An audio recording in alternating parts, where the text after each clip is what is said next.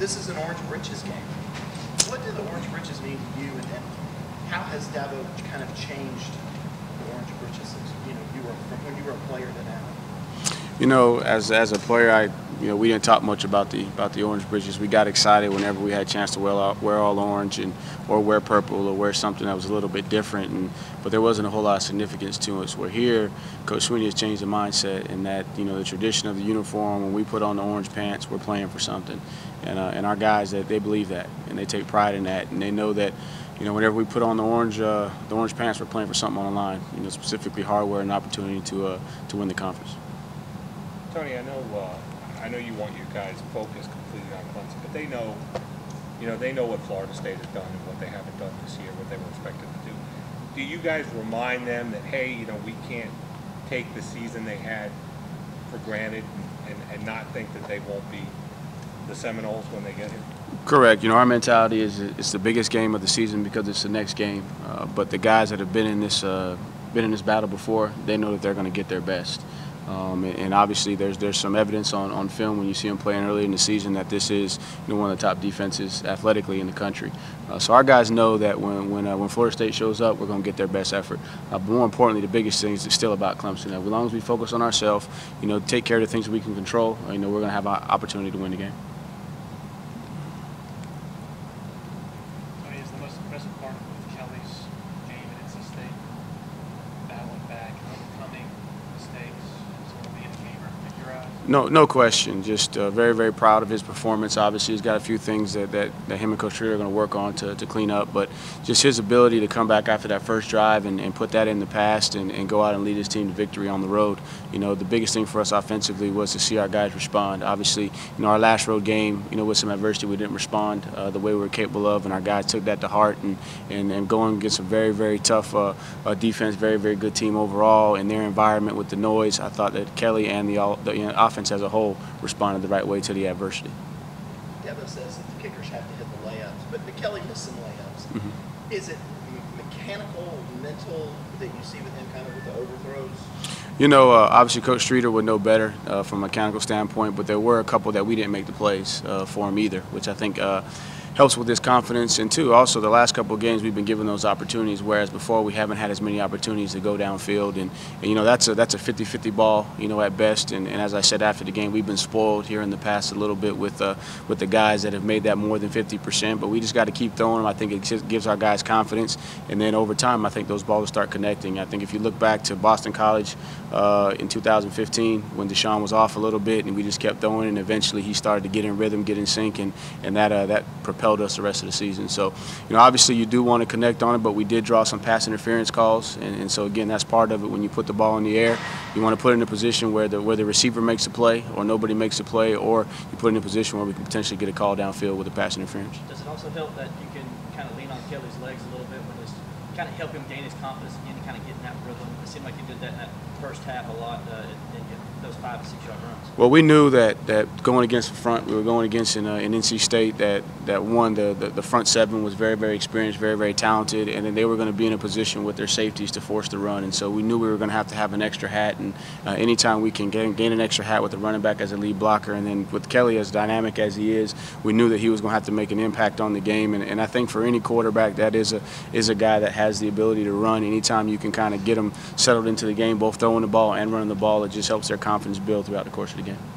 There's no sacks allowed against Chubb and that great defensive line. How pleased are you not only with the offensive line but with the CJ and the backs and the pass protection? Very, very pleased, and I thought early on that Kelly got us out of some situations with his legs as well, and you could tell that they put a lot into it, and they prepared, and they showed a couple different variations of blitzes and looks, and especially on the interception look where they were showing zero coverage and then they drop out and play cover 2. That's something that they hadn't shown, that they kind of held for us, and they also brought a little bit of pressure that kind of confused Taven, and rightfully so, because the way that we were preparing for it, we hadn't seen that look. But then you come back in the second half, they bring the same pressure, and Kelly stands in there and he finds Milan and knows he's hot. He finds Milan for a 29-yard gain. So, to come out of that game with 3 negative yards and no sacks allowed, that's a big kudos for our offensive line. I think that's the confidence that we need going forward now that we're in the championship phase. At the end of the game, I know Feaster wasn't in there. Was it because he got his bell rung a little bit? Or why he wasn't in there at that time? No, it was more, Travis was a guy that I felt like throughout the course of the game that his momentum was building, and man, he was hitting the holes hard, and he was a couple times just one arm tackle away from breaking a big one. And Travis is a guy that I think we all know is very special, and at any moment he or Taven could go the distance, but just felt like Travis was a guy that had the hot hand. He was playing with a lot of confidence, and so we left him in there. Tony, before the season started, most people figured that this game here was going to determine the ACC. It still does for the AC Atlantic. It still does for you guys, not for Florida State. You said that Florida State, when you look at their defense, is it surprising that they're not in that position when you see what you see on film from them? Defensively, when you look at them, they're as talented as anybody that we're going to play all season, and especially in that defensive line with the Russians that they got in Sweat and Burns, and then I've seen at least 6 interior D tackles during when James is back, and obviously I know anytime that you have a situation like what they're having on offense, it's going to take its toll, but I expect that these guys are going to come in and play their tails off against us because it's Clemson, Florida State, but more importantly, I think they're playing for pride too.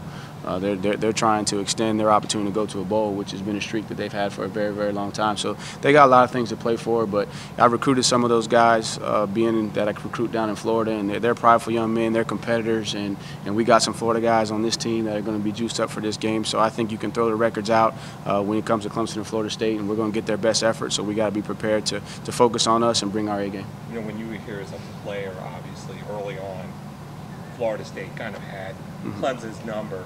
That 2003 game really kind of turned things a little bit in your favor. There are still some Florida State wins in there, but how proud are you being part of that team and part of that effort when few people thought you guys were going to have a chance to succeed in that 2003 game? Well, it's just you have a little bit of confidence knowing that you kind of laid the foundation. But what happened after that, you got to give credit to the coaching staff and the players after that because they really, really changed the mindset and the mentality and kind of set us on the course, the direction that we're on right now as a program. But I didn't do much in that game back in 2003. I blocked a lot, but it was fun. It was fun being out there, being a part of that. How did you guys, just thinking back on it now, how did you guys have a chance? Did you guys believe that you had a chance when the rest of the world didn't think that you had a chance? Well, I remember personally after the Wake Forest game the week before that I didn't say much and never tried to be a vocal leader, but I called the team up in the locker room and kind of said what was on my heart, and I think it resonated with some of the guys, and then we came back and just decided that at the end of the day, all that matters is what's in the locker room and what's in our football building, and that's what we're playing for. And everyone's going to count us out, and these are going to be the lasting memories that we have for the rest of our lives as part of this team. So, man, let's just go out and let's just play for each other. Who cares what the score is? And let's just be confident knowing that when we walk away that we gave everything that we had those last couple of games of that season.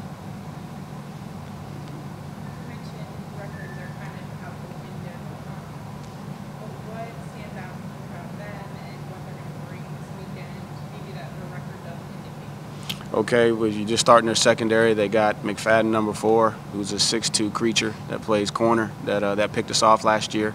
That's one of the best in the country. Derwin James is back. He missed the game, last year. He's got a lot to prove. Those are potential NFL guys. I'm talking very, very high draft picks. Then you go to the defensive line, and you got Sweat and Burns, who are 2 of the most athletic and freaky guys I've seen coming off the edge. Then inside, they got Christmas, and they got Nadi, and they got Marvin, the freshman. He's playing a lot, so they got an unbelievable amount of talent. And then you go to their linebackers. Their linebackers are 6'4", 230 pounds, very, very athletic. So they know that some of those guys are playing for their future, and their opportunity to showcase against some of the best talent in the country is going to be on display.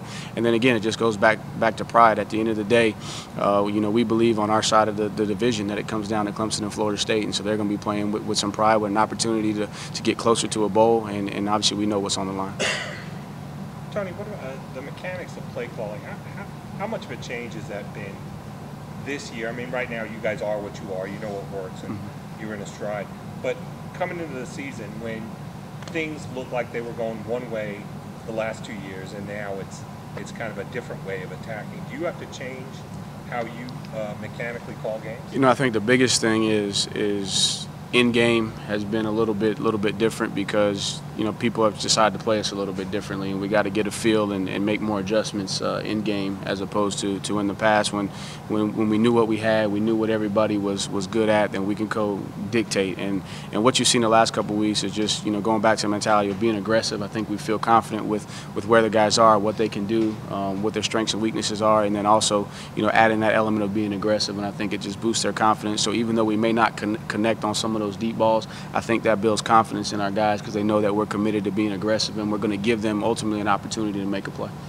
Tony, even though those deep balls haven't connected, has it still had some desired effect in at least making defenses honor that and opening some other things up? Correct, and so what you're seeing now is you're seeing some more of the short, quick outs coming back into play because the guys know that, hey, we're going to throw the ball behind them, and obviously I think when they get out there, it's one thing to see it on film, but then when you get out there and you got to run stride for stride with Dion, you know how fast he is, and so there's some times where now they're up in your face, and before the snap they're bailing out, and we could take the easy throws that they're going to give us. So definitely got to continue to put the ball in the air and give our guys a chance, and over time, the more opportunities we have, the more success we're going to have as well.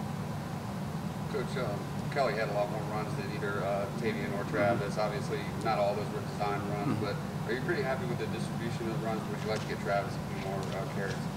In today's day and age, with the way defenses try to play, you playing with tempo, you got to have the ability to have run-pass options. And so there's a lot of called runs to the running back, but because of the structure, the ball gets thrown on the perimeter. And again, you have to do that because if not, you're just going to hand the ball off. And so you're going to get them more carries, but then they're going to be going into loaded boxes. And so the production and the outcome's not going to be there. So anytime you can throw off of the run, keep them honest, and then also have the ability for Kelly to be a part of that, I think that keeps people honest. And so now you can have some more misdirection and some more things that you can do to keep them honest, which gives us the favorable coverage to try and throw the ball down the field because now they got to make a decision. Is it the running back? Is it the quick passing game? Is it the quarterback? What do we decide to defend? All set. All right.